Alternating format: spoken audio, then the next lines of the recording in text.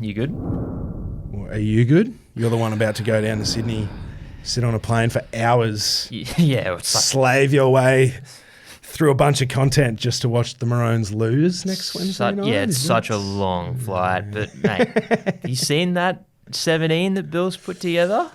It's the most confident I've been in a team that Bill's put together all series. This series, you said that was your most confident. So it's taken you 3 games to find the right mix. Is that what you're saying? That's it. We just improve game on game, and with Gemmett in at centre and Papali'i back, who we haven't talked about yet. Papa, shout out. I think we've finally got a side that is giving me a lot of confidence. Doesn't give the bookies a lot of confidence. Queensland are $2.90 to the Blues, $1.42 at time of record. Price is subject to change, of course. But Oscar, tell me why this is going to be the Maroons 13 plus, and that no other outcome is possible. All right, I'll put my Maroons hat on. And well, try and think. you can make a case the other way.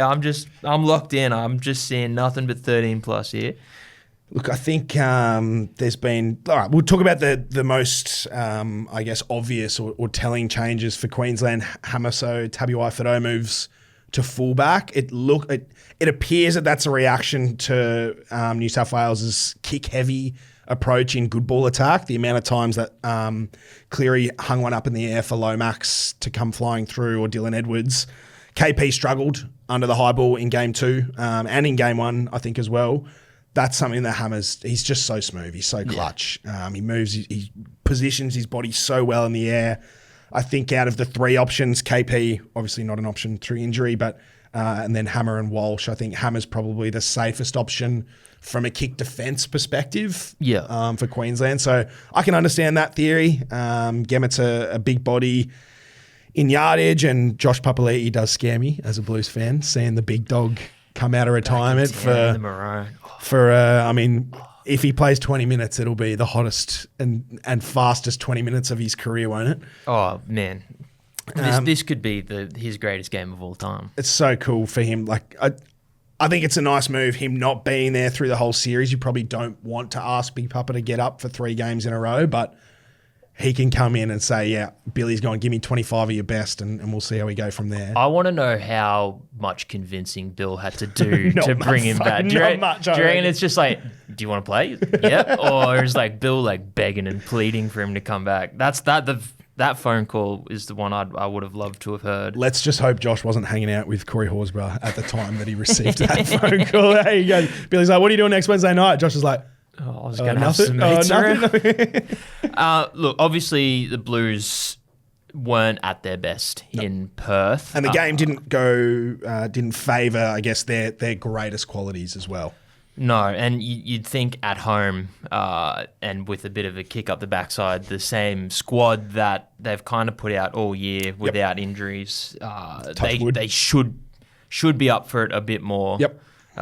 Do you see any sort of change in mentality for them at all in this one, or is it just let's just do the stuff we're supposed to do correctly? Correct. Yeah, I think so. Yeah, just do it better than we did it in game 2. There's too much ill discipline. Whether or not Ashley Klein was favouring one state over the other, the truth of it is New South Wales were just far too ill disciplined. Gave too many errors with the ball and too many penalties without it. It meant they couldn't put fatigue into Queensland. And we saw what happened in the second half. Once New South Wales were able to apply that pressure and put some fatigue into Queensland's line, the points started coming. So, yeah, if they can do that from the get-go, from kickoff like they did in game 1, I think this reads as a Blues win. Well, so let's jump into some try scorers. Yep. I think we've seen enough tape to know that the Blues left edge is a bit of a happy hunting ground. Do you think they'll go back there for try scorers? Are we going to see more Brian To'o, potentially Latrell Mitchell, who hasn't scored this series yet, but has set up a lot for Bizza? Do you seeing one of them going over in this one? Those soft hands that Latrell does, I mean, we glaze him. I glaze him enough on this podcast. He gets enough media coverage, but to be 3-3 for those assists in 2 games of Origin, like it's not appreciated how difficult that pass is. And I'm not sure Queensland did a hell of a lot wrong in any of those instances. Well, yeah, we talked about it last week. You just can't make a right decision on those plays. You didn't have the time, but Cleary's so deep. By the time he's passing to to Latrell, the 3-man has his hand on Cleary's arm. Like, there's no time for the defence to slide, so then your wings have to jam in. Yeah, I think Biz is a pretty appealing try scorer option for the Blues on that left edge. The shape that New South Wales have been setting it's been Latrell in those pass situations rather than running. I also think Stephen Crichton's probably going to be targeting Gemmett. That'll be a spot for the Blues to I guess, ask some questions of it. Blood him. Yeah, what's a new combination? Gemmett Shibasaki's a big body. He's probably not as quick across the ground as a guy like Hammer or Val. Yep. And we saw what Critter did to them with a bit of room on the outside in game 1. So, the spaces between Gemmett and Munster and Coates on Queensland's left edge, I think that'll be a target for the Blues. So, yeah, Bizza, Critter, and probably Zach Lomax for me as a Blues fan. I still haven't figured out what sort of patterns the Maroons are scoring from this series. Like, it's kind of been different every sort of game. Yep. Where do you see tries coming from for the Maroons here? Through Dearden and Grant. I think you're right. They haven't scored the same. They haven't scored similar types of tries, but the principles have been the same. Get a quick play the ball. In game 2, it was Ponga. Get one quick play of the ball, Grant ducks out, plays to Ponga, gets another quick play of the ball, and then you just run. Get over the ad line, flood the ruck. Capewell scored a try with Kurtman getting over the ad and then popping a ball. Munster scored one pushing up. Was it Munster who cut through on the right edge? He did score. He'd scored when you got a quick play of the ball in the 10. Hudson Young was pulled into the ruck and you just went bang, bang. So that's the style of footy I think that complements this Queensland attack the most. Get guys like Dearden, Munster and Grant over the advantage line at tired defenders, and then you just wait and see where the cues are.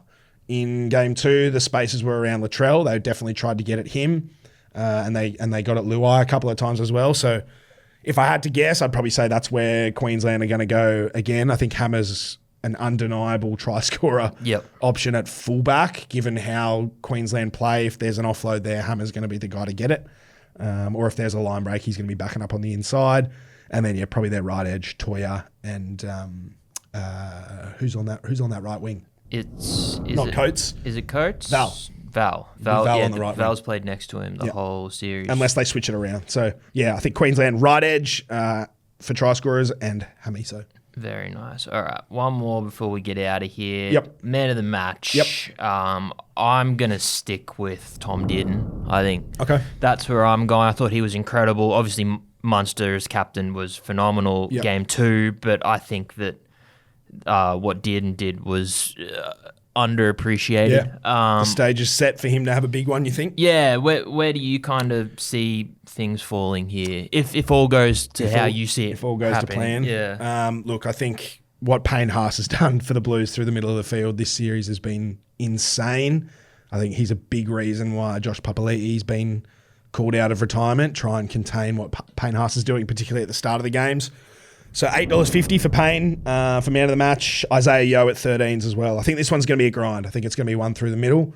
And I think New South Wales forwards, if they can do what they did in game 1, it's going to be Payne and Isaiah Yeo carrying or passing over the ad line and getting Trell and Critter into some good spots. So, give me those middle guys. $8.50 for Payne, $13 for Isaiah. If Payno wins that too, surely that locks him in for man of the series Man of the match game 1. I think so. Very nice. All right. Well, Oscar, I hate your guts, and I hope I'm on the right side of history. Looking forward to kissing and making up next week, bro.